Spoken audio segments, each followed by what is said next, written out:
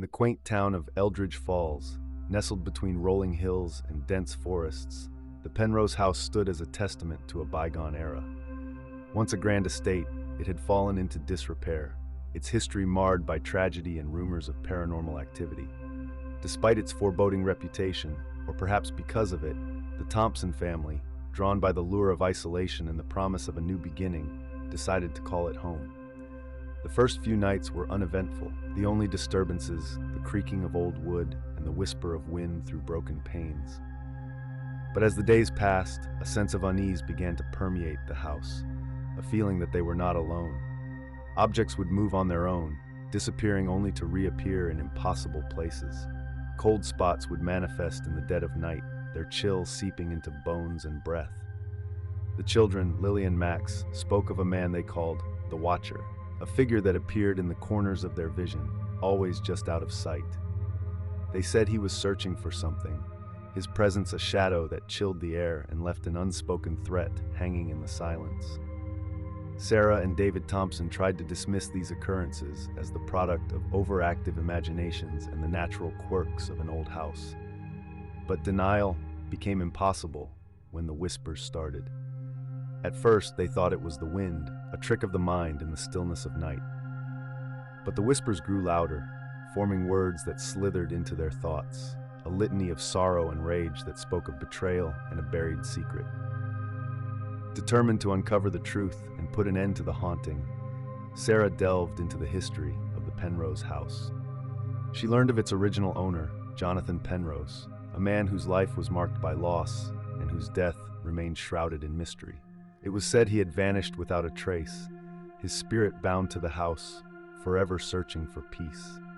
Armed with this knowledge, the Thompsons sought the help of a medium, hoping to contact Jonathan's spirit and resolve the unrest that plagued their home. The séance was held on a stormy night, the air charged with electricity, as if the very atmosphere anticipated the breach of realms.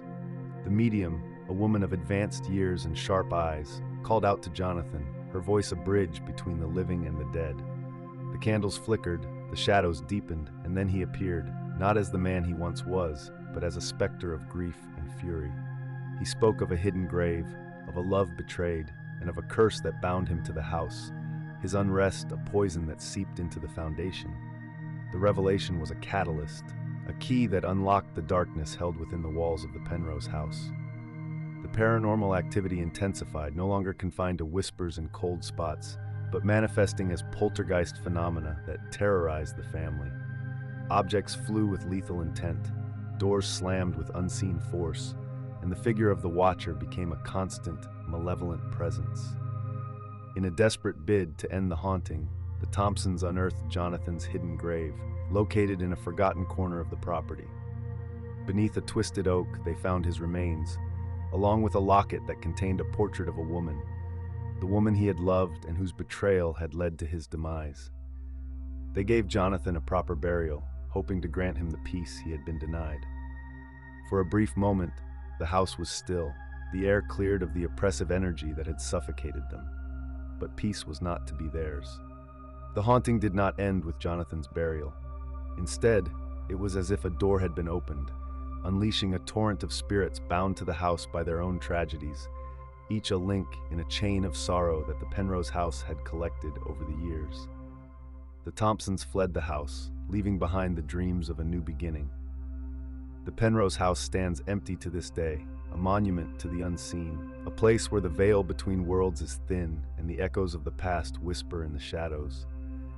And sometimes on stormy nights, when the wind howls through the broken panes, you can hear the sound of a swing creaking in the attic, a remnant of a life cut short, and the whispers of the Watcher, forever searching, forever bound to the cursed grounds of the Penrose house.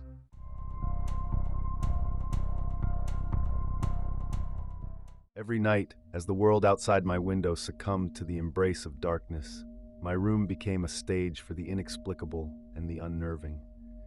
It began subtly, almost imperceptibly, with the sense that I was not alone, that the shadows which danced along the walls in the moonlight concealed something far more sinister than mere absence of light.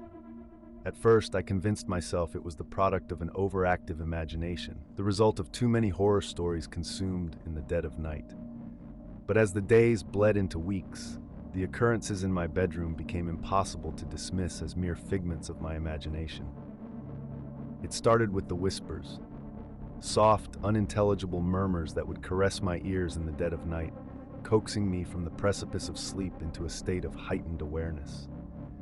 I would sit up, heart pounding in the silence that followed, straining to catch the words that seemed to evaporate the moment consciousness took hold. But the meaning remained elusive, the voices a puzzle with no solution. Then came the movements. Objects in my room began to rearrange themselves as if guided by unseen hands. Books would fall from shelves without cause, their pages fluttering open to reveal words that seemed to shimmer in the darkness, forming messages that made no sense, yet filled me with an inexplicable dread. Photographs turned, faces becoming obscured by shadows that had no source, their expressions twisted into silent screams. I tried to seek help, to share my experiences with others, but the words died on my lips, choked by a fear that I was losing my grip on reality. The more I attempted to ignore the occurrences, the more aggressive they became. The whispers turned to voices, loud and demanding, their words now clear, each utterance a prophecy of doom that I could not escape. The climax of this torment came on a night like any other. The air in my room had grown cold, a chill that seemed to seep into my very bones. I lay in bed, eyes wide open, staring at the ceiling as I awaited the nightly performance. But what came was not what I expected. The room darkened as if a cloud had passed over the moon, and from the corners of my vision I saw it, a shadow, darker than the night itself, moving with a purpose. It crept along the walls, its form shifting, growing, until it stood at the foot of my bed, a figure cloaked in darkness. I could not move, could not scream, my body held in place by a terror that surpassed all understanding. The figure leaned forward, its features obscured, but its eyes, oh, its eyes, burned with a light that was not of this world. They pierced me, reading my very soul, and in them I saw my end. It spoke then, its voice a cacophony of every whisper I had ever heard, a sound that filled the room, that filled my mind, leaving no room for doubt or denial. "You are mine," it said, each word a sentence to a fate I could not comprehend. I awoke the next morning, or at least, I believed it to be morning, for the darkness had not lifted. The room remained shrouded in an eternal night, the windows revealing not the world outside but a void, an abyss that stared back at me.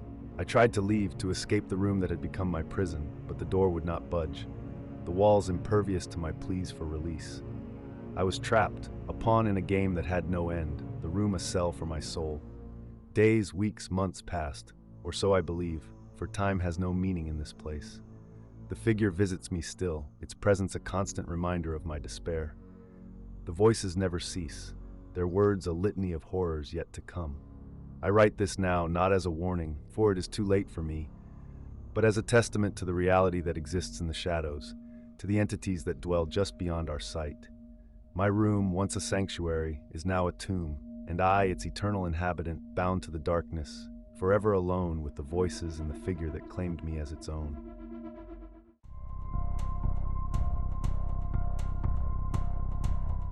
The family cabin, nestled in the dense, shadow-draped woods of northern Maine, had always been a place of mystery.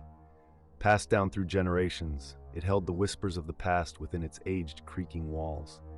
My family seldom spoke of it, and when they did, it was with a mix of reverence and fear.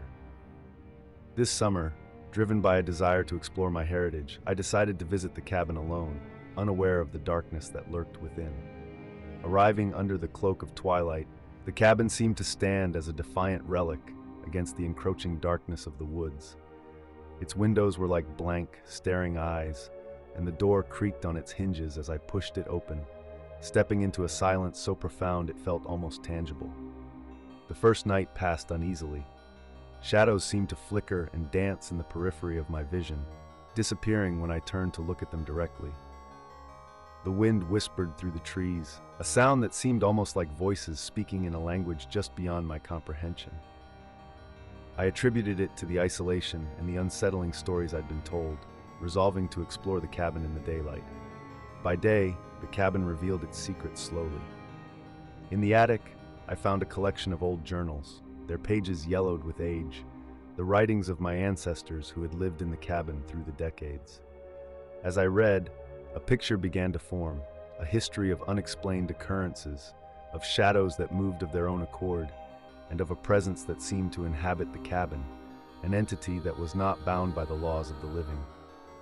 The more I read, the more unsettled I became. The entity, whatever it was, had been a part of the cabin for as long as my family had owned it, a guardian of sorts, but one whose intentions were not benevolent. The journals spoke of rituals performed to appease it, of offerings left in the attic, a tradition that had been abandoned in recent generations. Feeling a growing sense of dread, I decided to leave, to abandon my quest for understanding and return to the safety of the known. But the cabin, it seemed, had other plans. That night, the shadows grew bold, coalescing into the form of a figure, dark and indistinct, that watched me from the corners of the room. The whispers in the wind grew louder, forming words that called my name, urging me to ascend to the attic. Driven by a force I could not resist, I found myself standing before the attic door, the old journals clutched in my hand.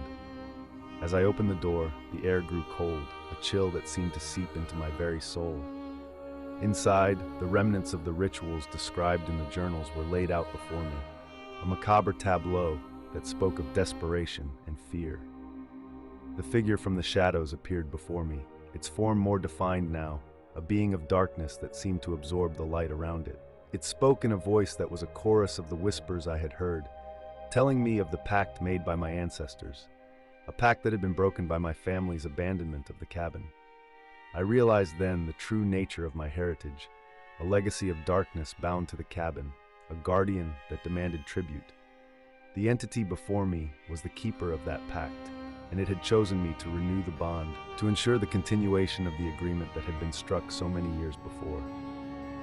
I tried to flee, to escape the attic and the cabin, but the door would not open, the windows would not break. I was trapped, a prisoner chosen by the darkness to fulfill a role I had never wanted. The cabin remains in my family's name, but it stands empty now, a place shunned and feared, and I, bound to the cabin by the pact of my ancestors, remain its keeper, forever watching from the shadows, the whisper in the wind, a part of the darkness that inhabits the old family cabin in the woods.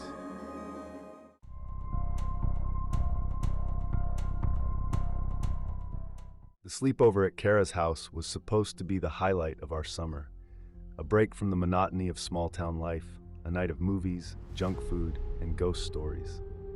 Kara's house, an imposing structure at the edge of town, surrounded by dense woods, had always fascinated and unnerved us in equal measure. It was the perfect setting for a night of spooky fun, or so we thought. As night fell, the house seemed to take on a life of its own. Shadows danced along the walls, and the wind howled through the trees like whispers of the night. We gathered in the living room, the flickering light of candles casting eerie shapes, and began to share ghost stories, each tale more unnerving than the last. It was during one such story, a tale of a vengeful spirit haunting the very woods surrounding Kara's house, that we first heard it, a soft, insistent tapping at the window. We froze, our laughter dying in our throats. The tapping continued, rhythmic and deliberate, as if whatever was outside sought entry. Kara, always the bravest among us, approached the window, her movements hesitant. She pulled back the curtain, revealing nothing but the darkness beyond.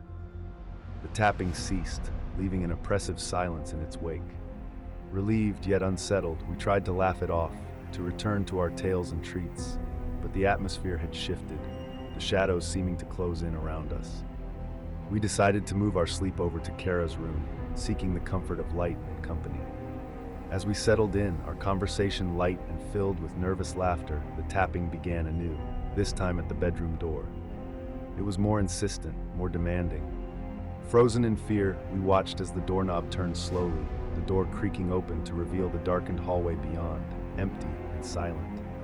Panic took hold, a sense of dread enveloping us as we realized we were not alone in the house. The tapping turned to scratching, a sound that seemed to come from the walls themselves, encircling us, drawing closer. Whispers filled the air, voices that were not our own, speaking words we could not understand. In a moment of desperation, Kara suggested we try to communicate, to ask what the spirit wanted. Against my better judgment, I agreed. We sat in a circle, hands joined, and called out into the darkness. The response was immediate, a cold gust of wind that extinguished the candles, plunging us into darkness. The whispers grew louder, converging into a single voice that spoke my name. It knew me, knew things about me that I had never shared. It spoke of secrets buried deep, of darkness within that mirrored its own. The fear was overwhelming, a physical presence that threatened to suffocate me.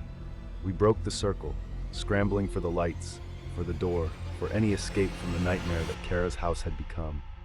But the house seemed to twist and turn against us, hallways stretching into infinity, doors leading nowhere. We were trapped, the spirit no longer just a whisper but a howl of rage and despair, closing in.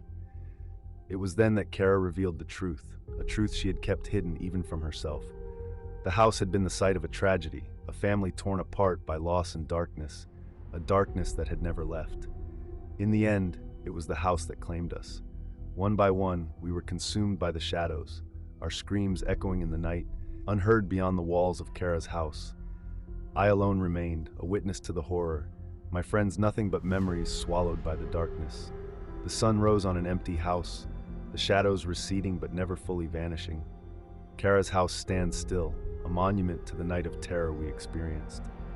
And I, forever changed, carry the weight of that night, a survivor of the sleepover that turned into a nightmare, a living testament to the paranormal activity that lurks in the shadows, waiting for the next unsuspecting soul to cross its threshold.